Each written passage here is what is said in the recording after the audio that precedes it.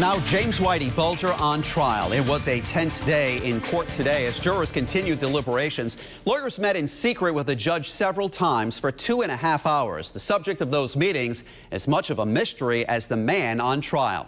Target 12 investigator Tim White is there now, live outside federal court in Boston. Jury deliberations are usually fairly uneventful, but today was drama-filled and plagued with mystery. The lawyers and the judge met in secret, and the jury had several questions, showing that they are still working on the fate of Whitey Bulger.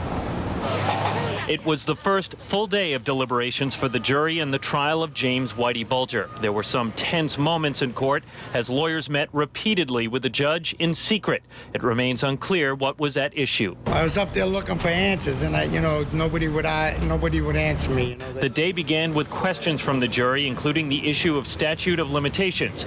Judge Denise Casper telling the jurors not to be concerned with that. Jury questions are tough to read into. They're kind of like tea leaves, and I can make as much sense of tea leaves as I often can from jury questions. They also asked if they needed to be unanimous when deciding on certain racketeering acts facing Bulger, one of them the murder of Deborah Davis. Her brother says it would be hard if the jury didn't find Bulger guilty on that charge. Where do I go? Where do I go? I've been fighting this long. Bulger is facing 32 counts in a sweeping indictment that accuses him of running a ruthless criminal operation from the streets of Boston and taking part in the murders of 19 people. He has pleaded not guilty. The jury called it a day at 4:30, marking 13 hours over 2 days of deliberations. The panel of 8 men, 4 women will be back here tomorrow at 9 a.m., and so will we.